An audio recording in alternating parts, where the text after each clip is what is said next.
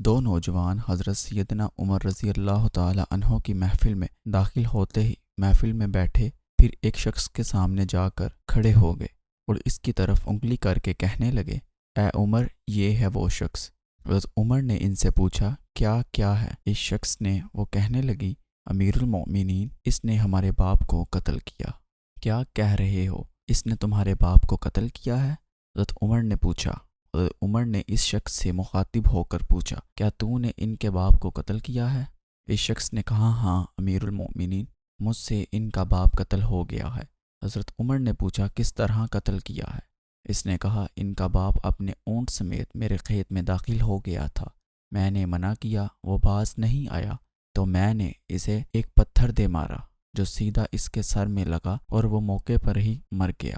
حضرت عمر نے کہا، پھر تو قصاص دینا پڑے گا، موت ہے اس کی سزا، فیصلہ لکھنے کی ضرورت نہیں، اور فیصلہ بھی ایسا اٹل کہ جس پر کسی بحث و مباحثے کی بھی گنجائش نہیں۔ اس شخص نے کہا، اے امیر المؤمنین، اس کے نام پر جس کے حکم سے یہ زمین و آسمان قائم کھڑے ہیں، مجھے صحرا میں واپس اپنی بیوی بچوں کے پاس جانے دیجیے تاکہ میں ان کو بتا آؤں کہ میں قتل کر دیا جاؤں گا۔ ان کا اللہ اور میرے سوا کوئی آسرا نہیں ہے، میں اس کے بعد واپس آ جاؤں گا۔ حضرت عمر کہتے ہیں، کون تیری ضمانت دے گا؟ تو صحرا میں جا کر واپس بھی آ جائے گا؟ مجمع پر ایک خاموشی چھا گئی، کوئی بھی ایسا نہیں تھا جو اس کا نام تک بھی جانتا ہو۔ اس کے قبیلے، خیمے یا گھر وغیرہ کے بارے میں جاننے کا معاملہ تو بعد کی بات تھی، چنانچہ ضمانت دینے والا کوئی نہ تھا، کیونکہ یہ 10 درہم کے ادھار یا زمین کے ٹکڑے یا کسی اونٹ کے سودے کی ضمانت کا معاملہ نہیں تھا، یہاں ایک گردن کی ضمانت دینے کی بات ہے جسے تلوار سے اڑا دیا جانا تھا، اور کوئی بھی ایسا نہیں تھا جو اللہ کی شریعت کی تنفیذ کے معاملے پر حضرت عمر رضی اللہ تعالی عنہ سے اعتراض کرے یا پھر اس شخص کی سفارش کے لیے ہی کھڑا ہو جائے۔ محفل میں موجود صحابہ پر ایک خاموشی سی چھا گئی تھی۔ اس صورتحال سے خود حضرت عمر بھی متاثر ہوئے، کیونکہ اس شخص کی حالت نے سب کو ہی حیرت میں ڈال کر رکھ دیا تھا کہ کیا اس شخص کو واقعی قصاص کے طور پر قتل کر دیا جائے اور اس کے بچے بھوکے مرنے کے لیے چھوڑ دیے جائیں، یا پھر اس کو بغیر ضمانتی کے واپس جانے دیا جائے؟ اگر واپس نہ آیا تو مقتول کا خون رائیگاں جائے گا۔ خود حضرت عمر رضی اللہ تعالی عنہ سر جھکائے افسردہ بیٹھے تھے۔ اس صورتحال پر سر اٹھا کر التجا بڑی نظروں سے نوجوانوں کی طرف دیکھا اور فرمایا، معاف کر دو اس شخص کو۔ نہیں امیر المؤمنین، جو ہمارے باپ کو قتل کرے اس کو چھوڑ دیں؟ یہ تو ہو ہی نہیں سکتا۔ نوجوانوں نے اپنا آخری فیصلہ بغیر کسی جھجک کے سنا دیا۔ حضرت عمر رضی اللہ تعالی عنہ نے ایک بار پھر مجمع کی طرف دیکھ کر بلند آواز سے پوچھا، اے لوگو، کوئی تم میں سے ہے جو اس کی ضمانت دے؟ چنانچہ حضرت ابو ذر غفاری رضی اللہ تعالی عنہ اپنے زہد و صدق سے بھرپور بڑھاپے کے ساتھ کھڑے ہو کر کہنے لگے، میں ضمانت دیتا ہوں اس شخص کی۔ حضرت سیدنا عمر رضی اللہ تعالی عنہ نے کہا، ابو ذر، اس نے قتل کیا ہے، چاہے قتل ہی کیوں نہ کیا ہو۔ حضرت ابو ذر رضی اللہ تعالی عنہ نے اپنا اٹل فیصلہ سنا دیا۔ حضرت عمر نے کہا، جانتے ہو اسے؟ حضرت ابو ذر رضی اللہ تعالی عنہ نے فرمایا، نہیں جانتا۔ حضرت عمر نے کہا، تو پھر کس طرح ضمانت دے رہے ہو؟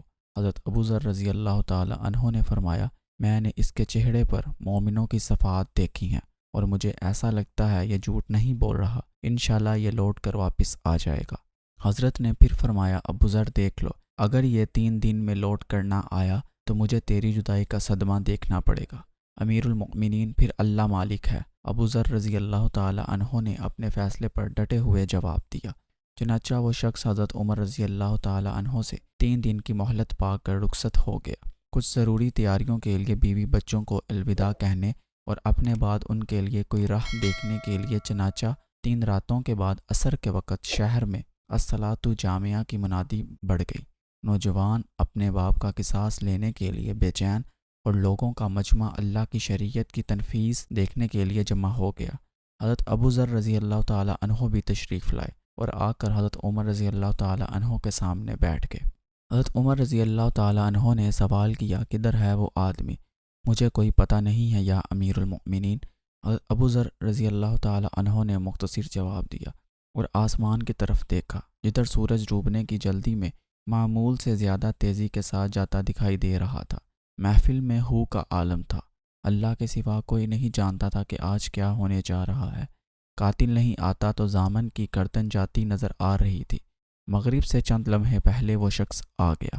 اس شخص کو دیکھتے ہی حضرت عمر رضی اللہ تعالی عنہ نے بے ساختہ اللہ اکبر کی صدا لگائی، ساتھ ہی مجمع نے بھی اللہ اکبر کا نعرہ لگایا۔ پھر حضرت عمر رضی اللہ تعالی عنہ نے اس شخص سے مخاطب ہو کر کہا، اے شخص، اگر تو لوٹ کر نہ بھی آتا تو ہم نے تیرا کیا کر لینا تھا؟ نہ ہی تو کوئی تیرا گھر جانتا تھا اور نہ ہی کوئی تیرا پتہ جانتا تھا۔ امیر المؤمنین، اللہ کی قسم، بات آپ کی نہیں ہے، بات اس ذات کی ہے جو سب ظاہر و پوشیدہ کے بارے میں جانتا ہے۔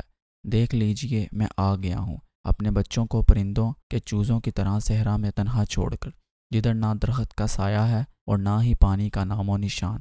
میں قتل کر دیے جانے کے لیے حاضر ہوں۔ مجھے بس یہ ڈر تھا کہیں کوئی یہ نہ کہہ دے کہ اب لوگوں میں سے وعدوں کا ایفا ہی اٹھ گیا ہے۔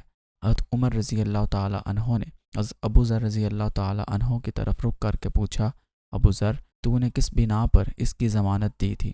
حضرت ابو ذر رضی اللہ تعالی عنہ نے کہا، اے عمر، مجھے اس بات کا ڈر تھا کہیں کوئی یہ نہ کہہ دے کہ اب لوگوں سے خیر ہی اٹھا لی گئی ہے۔